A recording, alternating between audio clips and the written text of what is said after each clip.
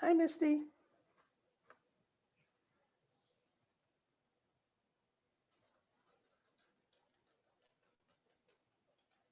I can't get it together today here. Of course you can. You save our lives every day. So Well, before we get started and everybody has a million questions, we only have 3 people registered, and you and Erica are 2 of them, because Stripe is not working on our website. I can't get a hold of Erica. I've been sending her, and Grant Bullock just told me that he paid for the meeting. Well, he's not registered, and you know, maybe Stripe is taking those payments and we're just not seeing them on the website. I don't know. So I asked him to send me the receipt, but I don't know how to get into the Stripe account to do anything. So maybe we let people know. We'll leave it open until Monday. Yeah. Okay. Wow. I know. Technology. I know. And Mercury isn't even in retrograde. Maybe it's something worse. Yeah. So, yay. Yeah. Wow. Yeah, because I helped, I was trying to help Bob Rourke get registered. And I said, you know, just call me and, you know, and I'll help with the credit card, because I thought, and no, so I opened up a support ticket, and Star Chapter told me that there's something going on with our Stripe account. So, wow. Oopsies. Yeah, so I don't know. I mean, the good thing about this meeting is, you know, you can join and, you know, most people know, because I didn't even send out because I usually like send it out to everybody just as a precaution, like, hey, here's the link, even though, you know, it's pretty well publicized. But like I said, Grant Bullock just sent me a rather terse, like, I didn't get the information email. So, oopsie, sorry. Yes. Wow. So. Wow. How are you, Dr. Cherry? Nice to see you. Thank you, Cheryl. Nice to see you and hear you. And I, the other day, sang your praises. Oh my gosh. Yeah. Someone was asking, and I said, well, you know, Cheryl, but I think you're stepping away from this role, maybe, or director of programs. Well, yeah, but you know, I'm here. I'm president-elect as well, so I'll be around for a while. That's right. So I was, you know, sort of singing your praises and how well all the programming has been. Very impressive work. So congratulations. Oh, thank you. Thank you so much. Oh my gosh, I appreciate that.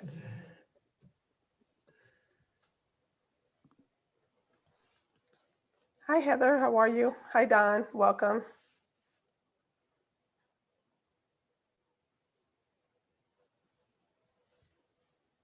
There you go. Hi, how are you? Good. Thank you. It's like, where am I? I know, right?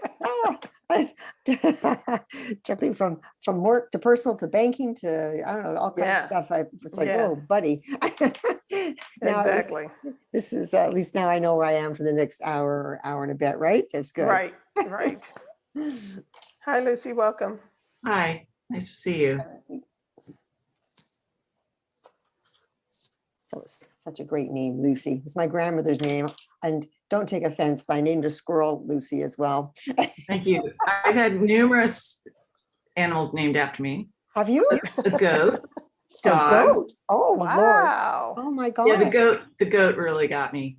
Oh, that was, yeah. Anyway, I'm joining you from Evanston, and I just got ICF certified. I've been doing health and wellness coaching for a while, and I'm a nurse. So, you know, my big goal for the coming years to get to PCC is just my own personal, you know, something that I really want for myself. And so I just want, I'm a member, but I haven't come to any of these yet. So looking forward to it. Well, welcome. Welcome, Lucy. Yeah, you picked a good one to come to. This is my favorite. Well, I'm here from Toronto because I switched my affiliation a few months ago just because, well, first I really like Chicago, not that that helps me in Toronto, but there's so much more going on with your chapter. So I thought, well, you know what, it doesn't matter right now anyway, we're all virtual, but you guys have a lot of good stuff happening. Yeah, well, thank you. Thank you Mhm. so much. Wow. So good to hear. Hi, Grant. Welcome. So glad you're here.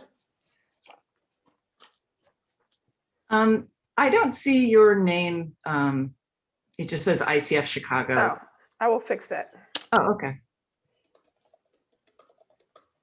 I'm Cheryl, and I'm Hi, president Cheryl. elect. The one and Oh, only, hi, Cheryl. the one and only See you. Cheryl. That's all we need to know, right? The one and only Cheryl. Oh my So this- God.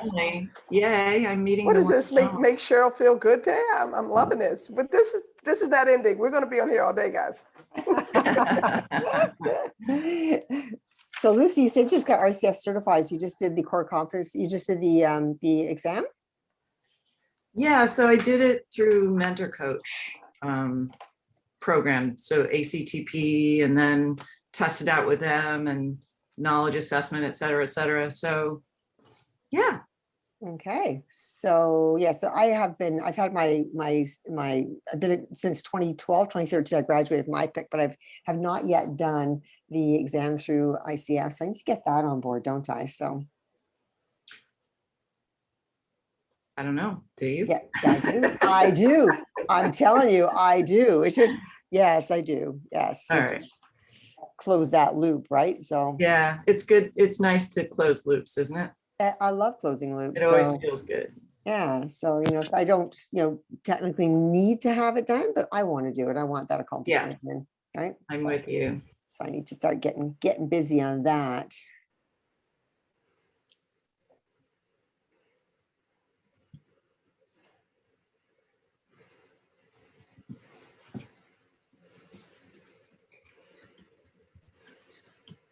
Let's see. Is everybody able to see the PowerPoint okay? Yeah. Yes. Again. Success.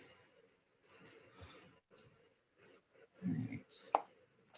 I've been navigating some internet challenges. We're going to knock on wood that this works, Cheryl. Okay. Well, that's what Missy was just telling me, that our Stripe was down and people didn't get links or, a heads up about today. And so we're sorry about that, but technology, gotta love it. It's great when it works. Yeah, it is. It really is. Exactly. I think flexibility is the #1 skill that we're all learning over these last 12 months, right? No kidding. Yeah.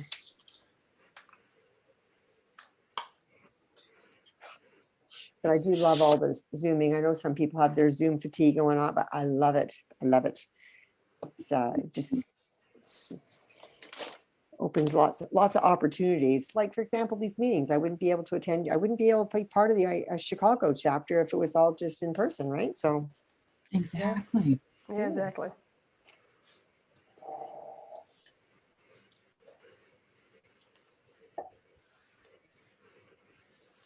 Okay, Dr. Sheila, you're about ready. I'll just say a quick welcome and then we'll get started. I am ready when you are. All righty. Well, welcome everyone. We're so excited that you guys are here for one of my favorite programs, which is the monthly core competency call. That seems a little hard to say at the moment, but thank you for joining us. We apologize in advance for any of the technical problems you all may have had. And then Misty will speak to that and talk about how you can make sure that you get your credit. Did you want to do that, Misty, right now, or wait till the end? Oh, we can do that. I do see someone that's joining us via the phone. If you could just send me a message and let me know what your name is. I take attendance, and that's actually how everyone gets their core competencies. We are having a little glitch right now with our website, not accepting payments. So we are going to leave the registration open a little longer. So we will leave that registration open until Monday to give everybody an opportunity to register for this call and therefore receive their CCEs for the call. So if you have any questions, feel free to email me. I will put my email in the chat.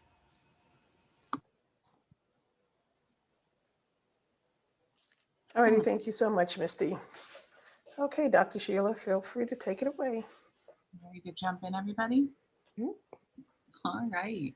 So today we get to talk about listen actively. So I've been beginning the most recent of these with a little bit of an overview, so I'll probably go through that, but maybe more abbreviated than what some of you have seen before if you sat in on a few of these. But it sounds like we have some new folks. So let me start by introducing myself. My name is Sheila Boyson-Rotelli, and I am a master certified coach in the Chicagoland area. And I absolutely, as some of you were saying before we got started today, love our Chicago chapter. There's obviously some fantastic leadership and just amazing coaches that are part of this group. You know, it's pretty well integrated and connected with the chapter a number of years ago. And then life happens, and 3 babies later and everything everything else, things got a little crazy. So it was just so fun to be brought back into the fold and be invited to partake in this opportunity to talk about these competencies with 2 of my fantastic colleagues. If you haven't already had a chance to sit in or listen to any of the recordings on past competency calls, Jackie and Susan are just amazing. So what a fun way to spend the first Wednesday of every single month. I'm an open book as we go through this. You guys just ask away any questions that you have. We don't need to keep this formal by any means. I did mention that I'm having a little bit of bandwidth issue. So if I notice that things start to get slow, I might go off camera. Just being flexible, like we're all learning to do 5 million different ways during the pandemic here, but hoping to make it work no matter what, right? Okay. All right. So listens actively. The ICF underwent a huge change to their competency model. Now, as a number of you have heard me speak to before, the idea that, I don't know, I think if we were to get into the best practice resource, when you do that research and look at updating or upgrading your competency model, we'll start to see benchmarks and numbers, things like, you know, every 3 years, every 5 years, every 7 years, which makes a ton of sense. The ICF really hasn't undergone any major changes to their competency model in about 25 years. So we were due. We were due for a review and an upgrade and a change. So in so many ways, it's just, you know, really exciting to see that this happened. So it was a 2-year process overall. I always love to put in the chat, I got the chat pulled up now, so hopefully I'll be able to see this a little bit better. But I always love to have people put in the chat, if you were involved at all in this huge undertaking in this process that the ICF went through to do the upgrade. And I'll talk a little bit about the process, but if you had any part in any of the many moving pieces there, pop it in the chat and let us know which part you had a role in. That's always fun to see as we do these events. So again, a 2-year process overall from start to finish for the ICF to be able to do this. See, Karen's been involved in it. Very cool. It has been fun to see it unfold. But basically what they did is a job analysis. So maybe you have a talent development or HR background, and that terminology of a job analysis might resonate with you and make sense. But a job analysis is the basic process of looking at a role, looking at a job, and looking at what someone's doing and really evaluating and assessing. Are we encompassing everything in this job description that we need to, that really represents when someone is at their best and doing everything that they need to do to be successful in this role? So it's kind of an interesting way to look at what we do as coaches. You know, jump in and take a look at a job analysis of, are we hitting the right things in this current model? Is there anything we need to enhance or anything we need to add in order to you know, really make sure we're representing this well? So some of the language that you're going to hear about as we talk about this today, or read about as you read about this overall process that the ICF went through, they talk about KSAs, knowledge, skills, and abilities. And they actually added something to it. So they call it KSAOs. I know, because we have to expand every acronym, right? So knowledge, skills, abilities, and other characteristics would be what that O is, right? And so, like I said, really, you know, a good time to be done, because it happened after 25 years. We had been going strong for 25 years before they did this. It kicked off in 2017. The 2-year process involved a number of different things, and I kind of outline in the next 2 slides, just at a really high level, what was done. So it's fun to see who's been involved in this and what they've been doing. But kicked off in 2017 and started with an interview of a handful of subject matter experts, kind of like a face-to-face workshop. took place right after that. That one took place in Florida, so in the United States. And on there, you can kind of see, I have to put it on there because I can never remember that representation, but just some, dynamic representation across the globe. And then after they looked at all these KSAs, they met for a face-to-face meeting in London and kind of did even deeper drilling down, bringing together another set of coaches. What they were able to do is put together an entire survey. And now maybe, I think sometimes people don't raise their hand when they say they were involved in this process, but if you were one of the over 1,300 coaches who took that survey back towards the end of 2017, you were involved in the updating and upgrading of this competency model. Your voice was heard and went into this process, which is so cool. So 1,300 voices, a little over 1,300 coaches, or a little under 1,300 coaches completed that survey to really rate the importance of all these different KSAOs. And then what happened was they were able to determine that core list. Then that core list was boiled down further and brought to a face-to-face workshop that happened in the United States, bringing together coaches from all different levels to really take a look and synthesize that information into what now has become our new competency model. What I think is so cool about the new competency model is that it's not a complete overhaul by any means. It's an upgrade, right? It's a tweak, it's an enhancement. So I think that's always an important thing to say when we talk about this. And maybe the reason this is the most important to say is because I know many of you are interested in either upgrading your credential, or maybe you're looking to get your first ICF credential. And so this is a little bit of a gray area in the time frame of the ICF, right? Because we currently have two models out there. So we have that former 25-year-old competency model. If you were to submit for your coaching certification right now at this moment, you would be assessed under the former 11 core competencies. There's going to be a point this year in 2021 that is going to officially transfer over.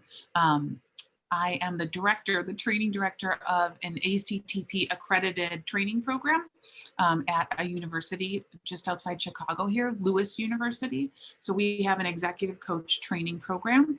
And so what they do is they send us information as the training directors of these programs as soon as this is updated. So we got to see the competency model ahead of time, get trained on that competency model, and we're going to find out as soon as they know when they're going to officially make the switch. So I just wanted to be transparent. I'm not withholding any information, or there's nothing top secret. As soon as we know, when I'm doing these competency calls and with my two colleagues who also do these competency calls, I'll let them know, and we'll let you guys know too.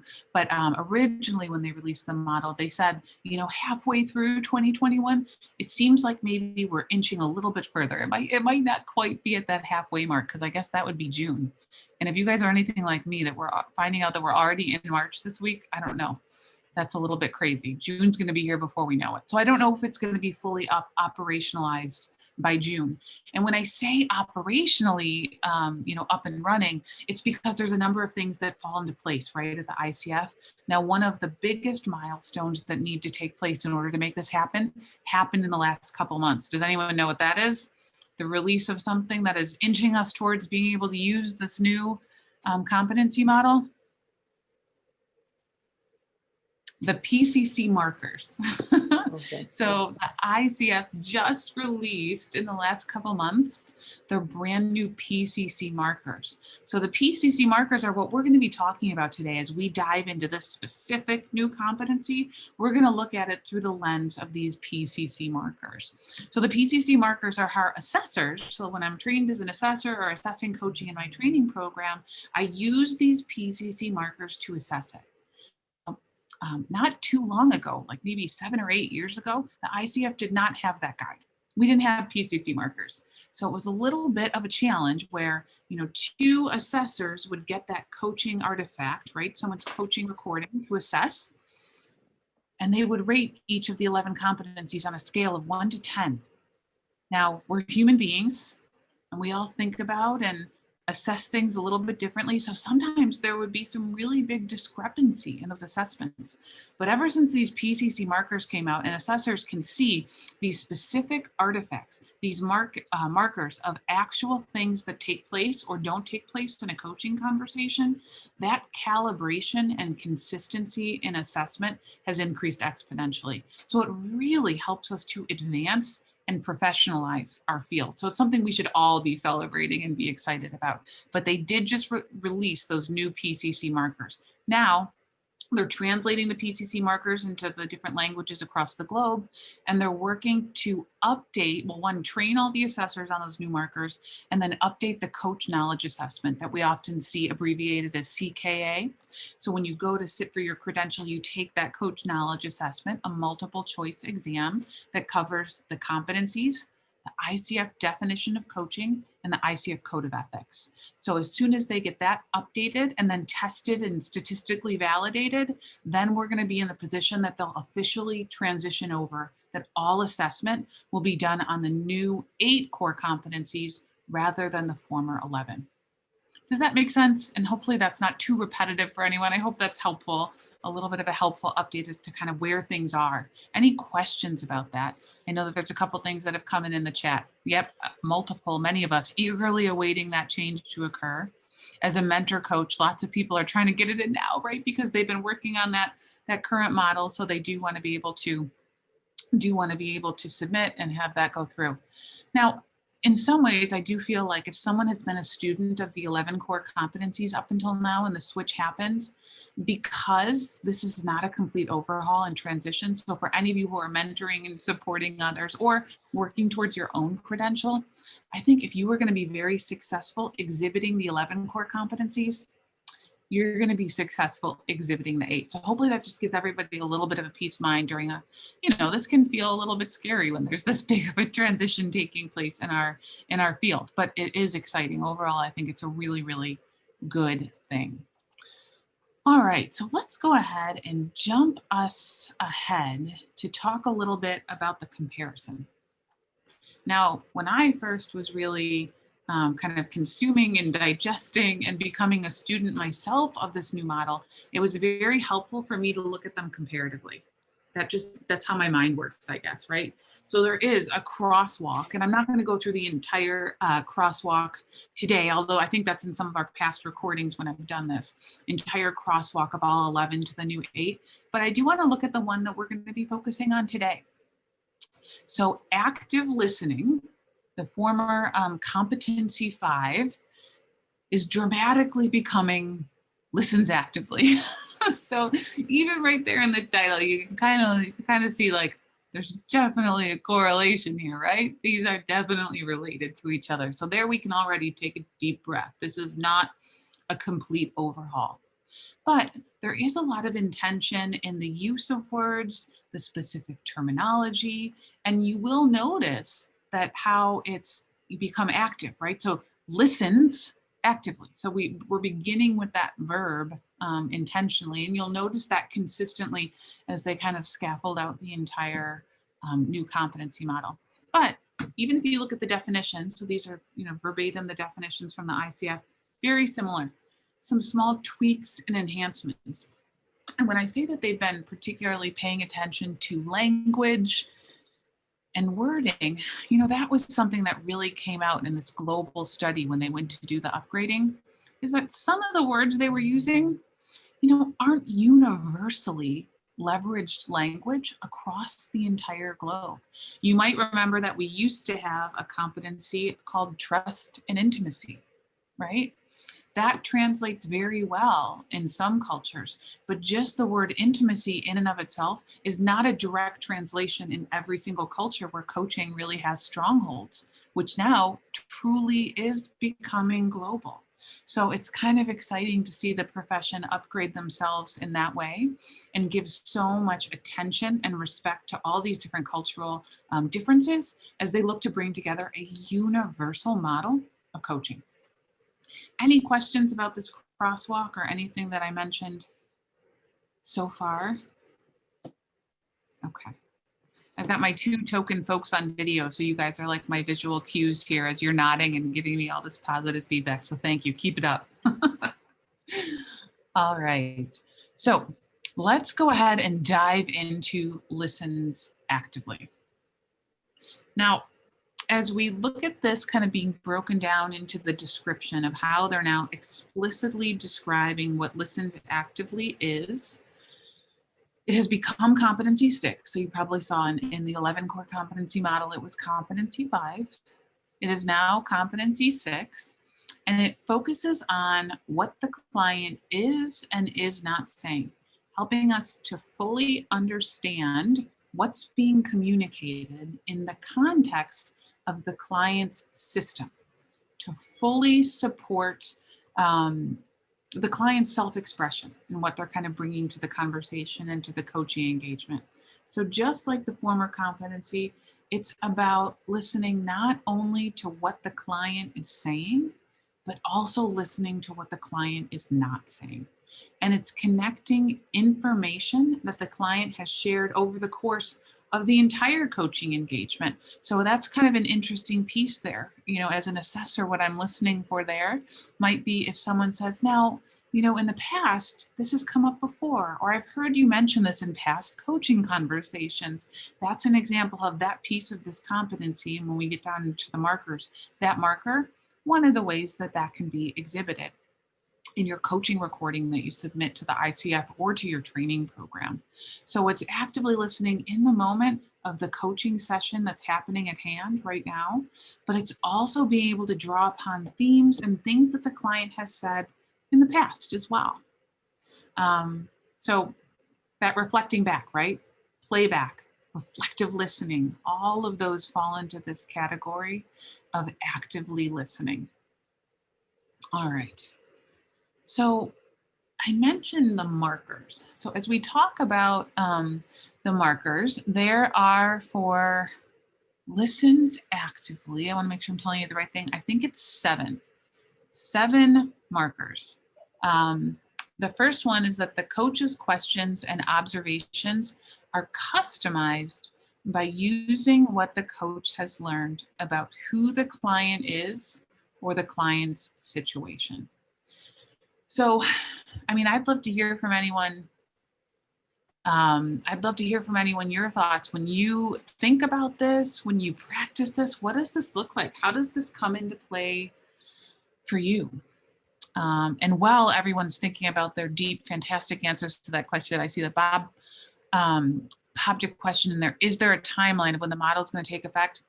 So the last time they gave that kind of timeline, it was that, you know, middle of 2021, which I always think of like, I think literally, I guess. So June, I don't think we're there yet. I think that's going to be pushed out a little bit, but I do think it's still going to happen in 2021. So really good question. And then I see that we have a hand up. Karen, go ahead. Hi, Sheila. First, thank you. I love these competency calls because I'm kind of a competency geek. And so this is, I just always love these calls and that, and love talking about like different ways that these things can show up. But it was actually something that you just said about listening within a session as well as across a session with this, and like what we've learned about a client. I have a client who been working with him for 9 months, and he's frustrated that he's not seeing his boss invest in his development, and but he keeps hesitating. And so I kind of always bring him back and be like, well, when we first talked, you said you wanted this, and now I'm hearing you say you want this. And I always kind of use his own language back at him just to see, like, recognizing it could change at different points in time, but always essentially hitting replay on things I've heard him talk about in the past, just to see what's showing up for him now. I think that's a fantastic example. And that's what you're saying, right? You feel like that's an example that fits into this marker, right? Right. I mean, it's really, and even like some of his language or the analogies that he's used in the past, like he talks about trips around the mountain, like versus going up the mountain and getting promoted. It's like, so I'll be like, so you're taking another lap around the mountain, and that, and yeah, just kind of continuing to poke at, like I said, his language or things that he said before. I almost sometimes feel like a tape recorder. I guess where that playback comes in, right? And it does, it feels like we're just rewinding and hit play, but I think that's where this competency is particularly one of the examples of where this competency is so powerful. There's that psychological impact of when we hear our own language or idiosyncratic language, when we hear that language reflected back at us. It creates trust. It creates that kind of opening that floor where they're open to maybe being challenged or have our support come in different ways. But because you're building that rapport of helping them not just to feel listened to, but to really feel heard. So I think that's a fantastic example. And then Bob, I saw you popped another question. When will PCC marker, I think you mean marker training, resume? And so I heard April, and then I think that got pushed now to June.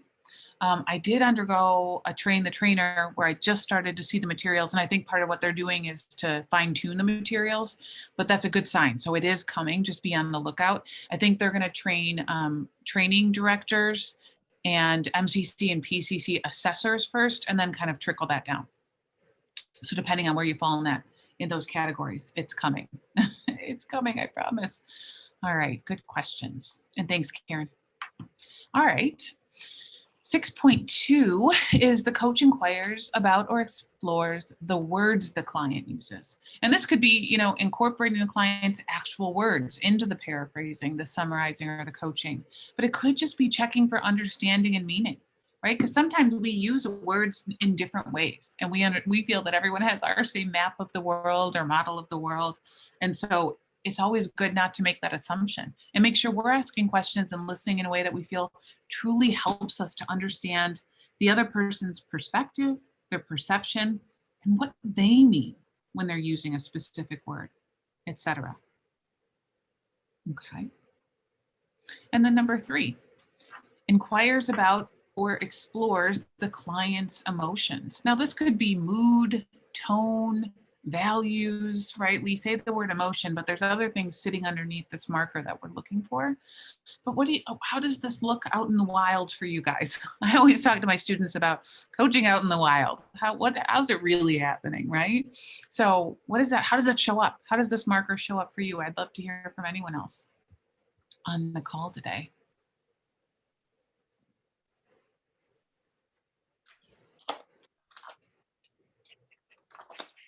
I'll volunteer. It could look anywhere from noticing that the body language is not matching the words or what's being said and inquiring about it. My observation is I notice what's that about.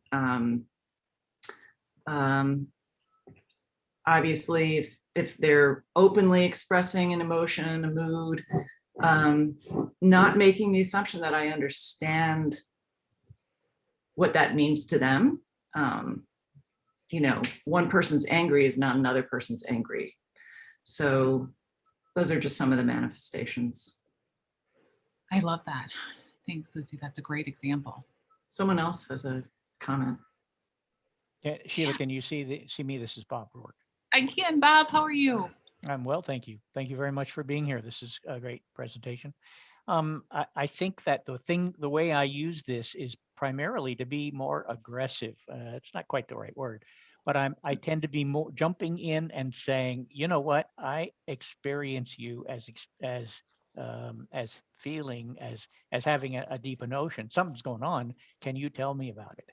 I think that what's changed for me and has worked well in my practice is that I'm not shy about moving in that direction.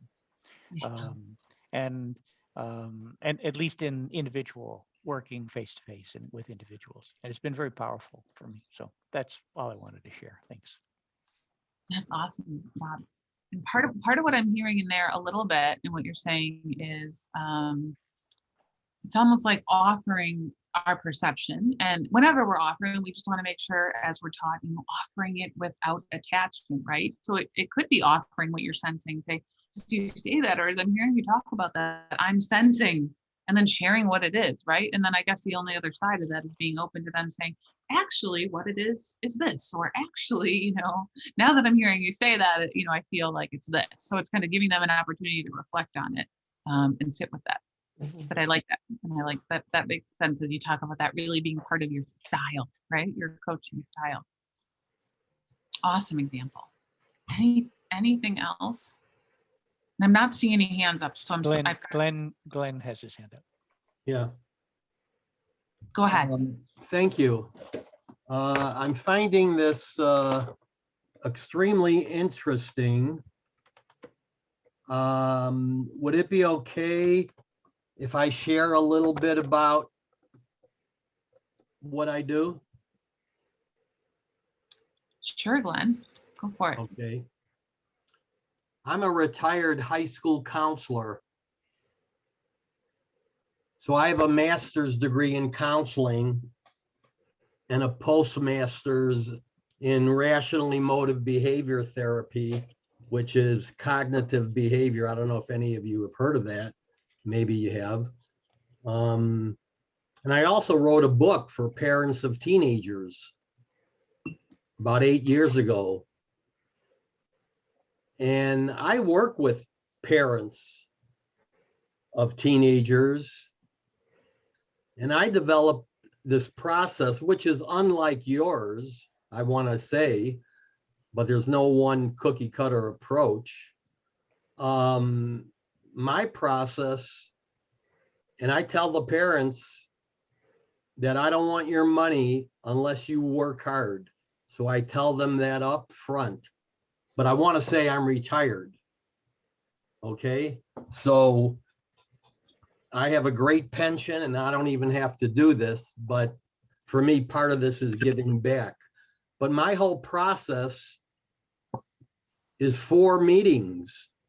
Each meeting is about it's a total of like 3.5 hours. And I tell parents, if you work hard, I guarantee results, because I did this at my high school and I worked with parents one-on-one, and some parents didn't work hard, but all the parents that worked hard, and I have testimonials in my book, all the parents that worked hard, they saw positive results with their teenager and with themselves. So I give them tools and techniques to add to their parenting toolbox. And that's what I do, just to let, and that's, I appreciate you allowing me the time to share that. Thanks, Glenn. I really appreciate. Yeah, but and now Bob mentioned something, telling our clients isn't necessarily coaching. And I understand that, but telling clients not what to do is more, telling clients not what to do is more therapy. So I don't do therapy. I look at coaching as a process. And, you know, coaching could have many definitions, but I don't get into the back and forth, delving into your previous life, you know, what happened in the past. It's all about today and making changes in your parenting style. So that's it.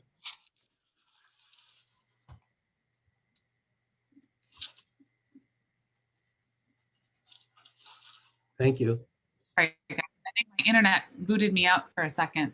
But Glenn, thanks for sharing your experience. I think I've seen a number of advisors and counselors that have found the benefit and the value of exploring a coaching approach, which, as I think you're kind of mentioning here, might be why you're bringing this up, that it's very different, right? That advising approach, that consulting approach, even the therapy approach is such a different approach or lens to take, or helping profession when it comes to supporting other people. So it's fun to have you in the mix here talking about coaching and how that could fit in and what that lens might look like in your work and your business. So thanks so much for sharing a little bit. I love learning about our community here. I want to keep us moving as we're going along here. So let's jump to marker 6.4, which is that the coach explores the client's energy shifts, nonverbal cues, or other behaviors. Now, I find that this one maybe takes the most discipline, because in order for us to notice things like energy or shifts, we really need to be out of our own heads, right? And I know that when I was first learning to become a coach, and as I'm training others to become coaches, a lot of us have in the back of our heads that we just want to be really good at this. We want to deliver results. We want to be a great coach.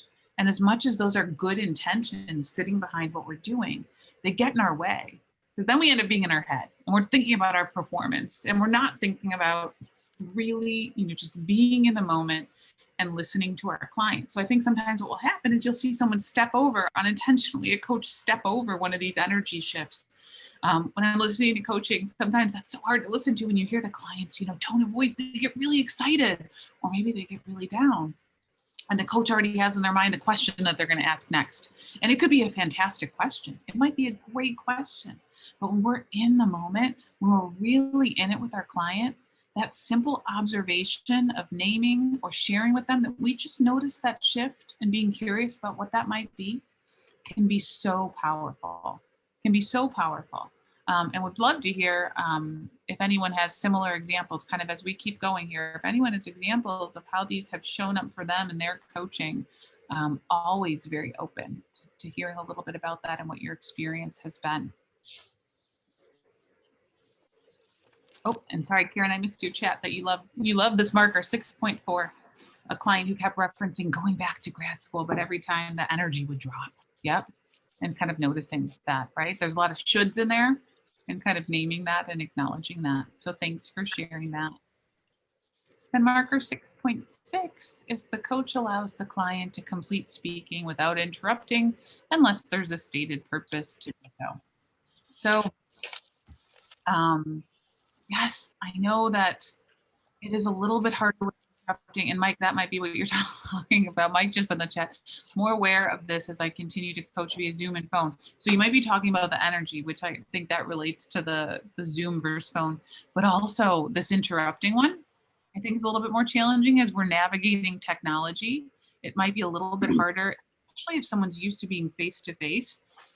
It's much easier for us to give that space and kind of see when someone's reflecting or thinking and not inadvertently jump in or speak over someone. So I feel like that was a little bit of a dynamic shift during the pandemic as we all kind of maybe shifted how we do our work or what technology we're using to do that. So I do think that's an interesting point to bring up. And then Bob mentioned using interruption as a tool to support the client to bottom line. And if you're not feeling like you're in a place to come off mute, no worries, Bob, but I would love to have you come off mute to share a little bit more about that, because I think that's so important. Yeah, sorry, I'm pulling a little double duty here with my 8-month-old fussy son. So thanks for your patience, everyone. But yeah, so I find this when clients are sometimes in a venting space or needing to kind of just clear for themselves, and sometimes that could lead into a long story or a long session that kind of gets us off track of what the actual coaching request is or what the actual result is they want from the session. So I'll say, hey, can I interrupt you? Do you mind if I interrupt you here? Can you just bottom line what you'd like me to get from this share? And it's it's a skill that takes a lot of relationship to be in with the client, and one that I would not do maybe on the first couple calls, but once my client and I get in a good relationship and rhythm, like it's almost like they expect it from me. Yeah, absolutely, because it just helps move the conversation forward versus being in the drama of the day or being in the probability of what they know is how it's going to go versus being in a possibility conversation and creating what they actually want. Absolutely. I love that, Bob. The other thing, maybe kind of similar along these lines, you sharing your approach reminds me of something that I find myself using a lot is, well, one, I feel like when we set that really strong agenda, and I know we're not talking about that competency today, but that's kind of our tether as a coach, right?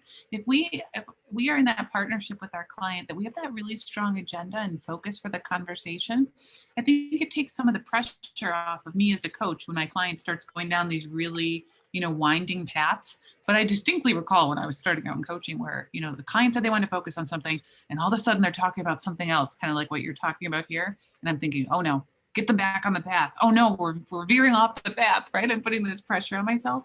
But maybe similar to the approach you mentioned, I'll find myself saying, now, having said all of that, I'm wondering where we're at.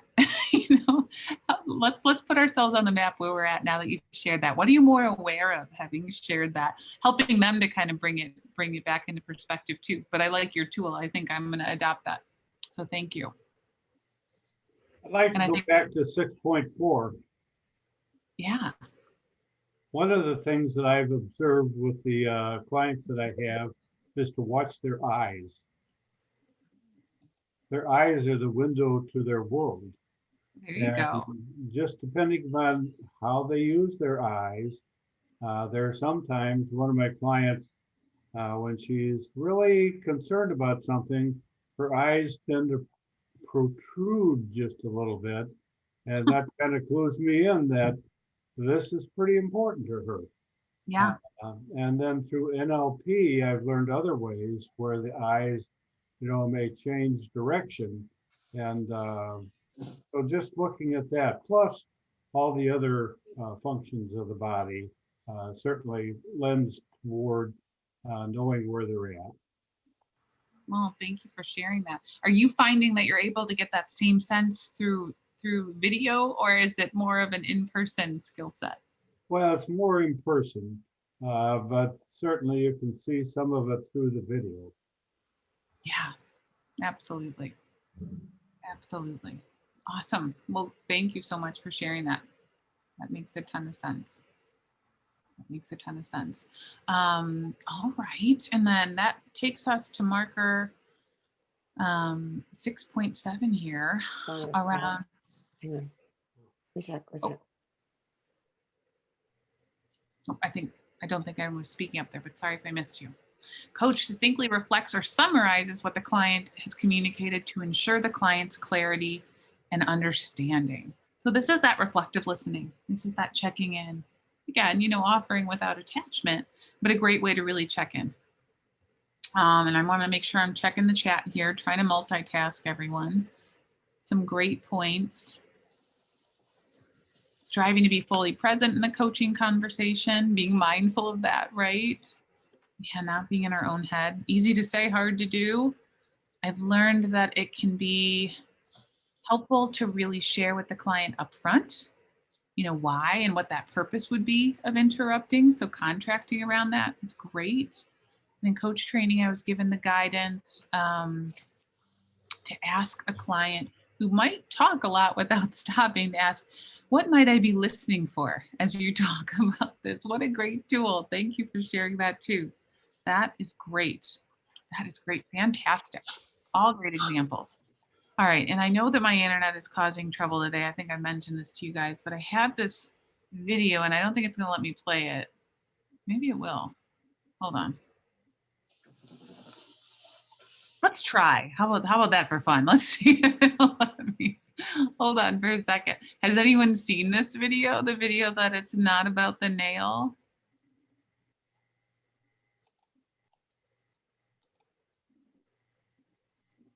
No? Oh, wow.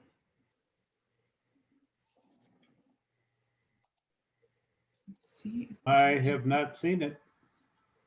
All right. Well, I'm pausing not to pump it up too much as being awesome in case I can't show it to you. So hold on.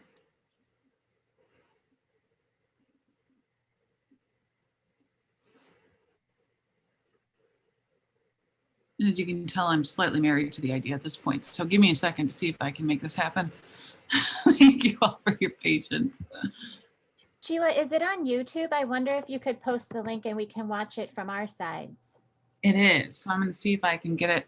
We're going to call that plan C. If I can't make plan B here work. And let's see. And you can tell it's all of 1 minute and 41 seconds. So let's see if we can make 1 minute and 41 There's all this pressure, and sometimes it feels like it's right up on me. And yeah, it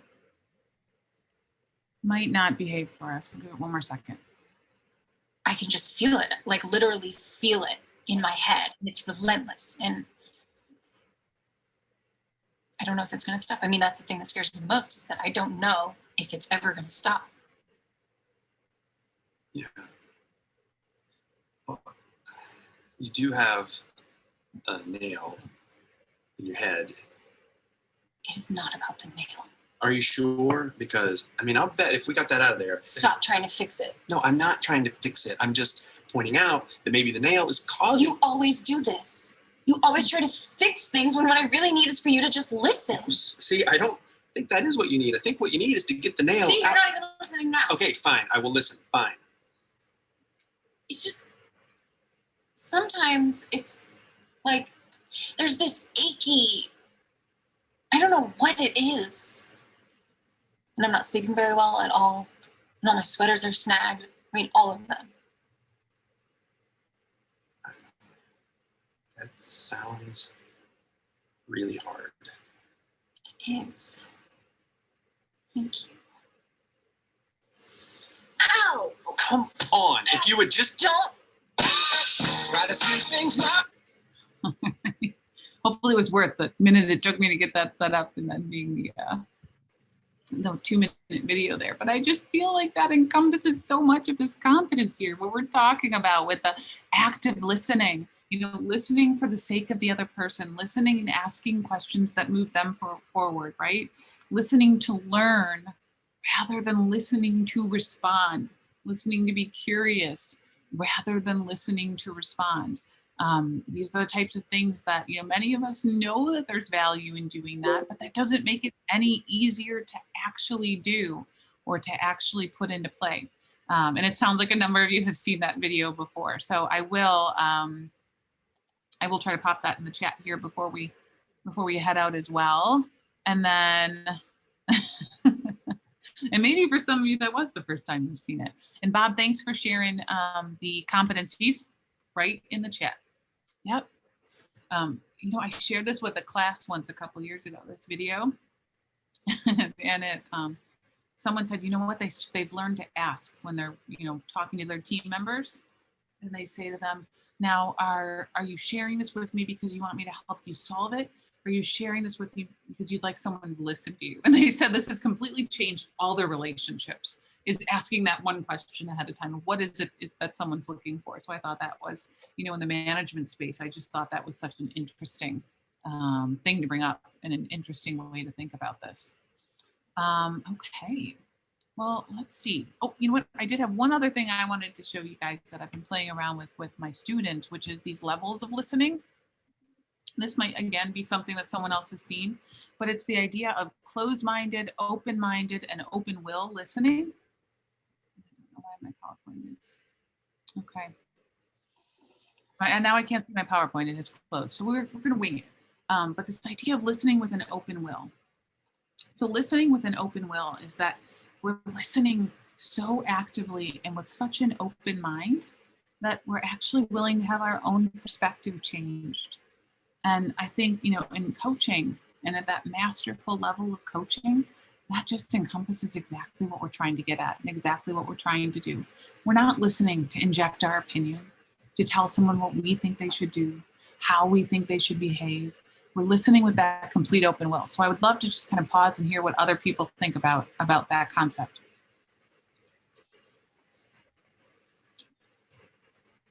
Listening with an open will. Could you bring up the graphic again? I'd like to see it. I'm trying to, but my PowerPoint has currently shut down. Okay, that's all right. No problem, but I'll see if I can do it while we're talking. Well,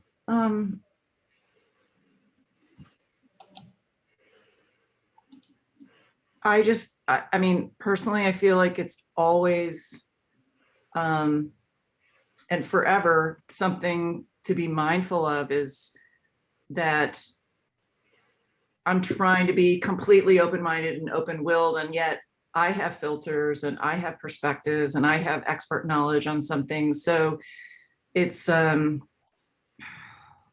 guess I've never heard that open-willed listening, but to me, that's the ultimate being able to have beginner's mind and really letting go of assumptions and just, it sounds pretty amazing to me. Like I aspire to be open-willed at all times. Yeah. It's sort of inspiring, but I love that you're bringing that beginner's mind into it, right? Just that essence of being completely open and completely eager to learn, regardless of where you're currently at. I love, I've never thought about bringing that in, but it complements it so well. So thank you. So could you address what open-willed listening is? Could we talk a little bit about that? So open will is when you are, I mean, so it's like the opposite of being closed-minded and open-minded. If we were to put this on a spectrum, you know, listening to respond is what most human beings do, where someone says something, and as they're talking in our mind, the other voice, our internal dialogue and thought process is taking place. And as soon as we hear something that we disagree with, or is in conflict with our understanding of the world, or how we feel about something, we start thinking about how we feel instead. We start thinking about what we think should be done instead, or what they should do, or what we want to say, or how we disagree, or how we feel about that. And the challenge is most of us as human beings, and I think this group is probably a group that can appreciate this more than most, is regardless how much someone likes to tell me what a fantastic multitasker they are, we've all heard this, right? Like the reality is we're just not good at that. We're not good at the multitasking. So if in our head, we've got this idea of what we want to say, what ends up happening is we're listening to respond. So we're just waiting until there's that break in that conversation, until the other person stops talking, so we can then share or inject our opinion, our thoughts, and whatever it is that we want to say, right? And listening with an open will is when you find that ability. For each of us, it looks a little bit different, but to be able to quiet that internal voice and just be in that state of curiosity and wanting to learn. And so listening with an open will is when we're listening with such an open mind that even if we initially have felt different, have a different perspective, think about things a little bit differently, we're open to having this new information, this experience, and this conversation potentially change our own mind. So I don't mean to oversimplify it, but does that make sense, Bob? Yeah, Sheila, if I could add one thing, what comes up for me when I hear that open will term is sometimes I get into a little bit of trouble when I start to make assessments about my clients, right? I know them, right? I know where they're going to go now. And sometimes I get a little comfortable and, oh, I know this person, we've been through some coaching sessions and here's where I think I know that they're going to go. And my listening kind of falters there, right? I make assumptions about what's going to happen and I feel more comfortable about what the next question would be and all of that. And so, yeah, that idea of just always staying curious, especially as you get to know a coachee more, and I like to say, hey, I need to keep them as mysterious, right? I need to keep them as not knowing where they're going to go and not knowing where this coaching conversation is going to go. Because I found that sometimes I can box them into where I think they're going to go and I feel comfort. And then my questions are a little bit limiting. They're not curious. So, yeah. I can relate to that, Brian. So I really appreciate it. You articulated maybe even better than I could, but it's such a good point. And Karen, I see that your hand is up. Go ahead. Yeah, I was just going to share, and I was kind of chuckling hearing this because it's like the universe conspires when you need to learn something. I've been going through, for those that are familiar with this, the concept of the saboteur and the sage, and from positive psychology and Shirzad's work and that. So anyway, I'm going through that training, and this week is all about using the innovate power. And he says, assume that 10% of whatever anybody else says is right. He's like, rather than focus on the 90% that you might disagree with or automatically think is wrong. So this week is all about 10, and 10% is an arbitrary number, but he's like, look for the 10% that is right.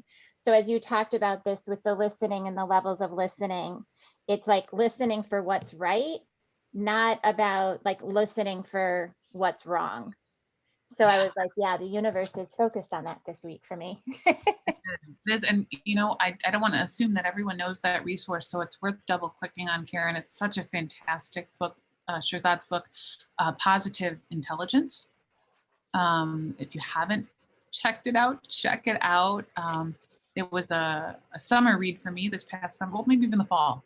I don't know, it's a time warp. I don't remember what day it is, but I think it was last fall that I read the book, and it was just a fantastic, real impactful, practical in the sense that it impacts how I live my day-to-day life. So I don't know, maybe that's overselling it, but it really did have a big impact on me. I recommend it.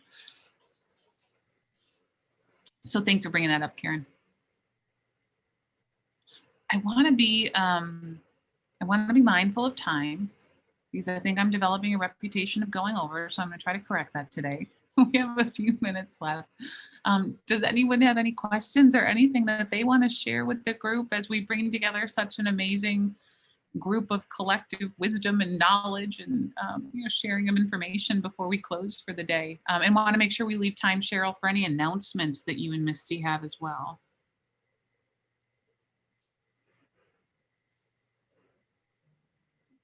Bob, the book is Positive Intelligence.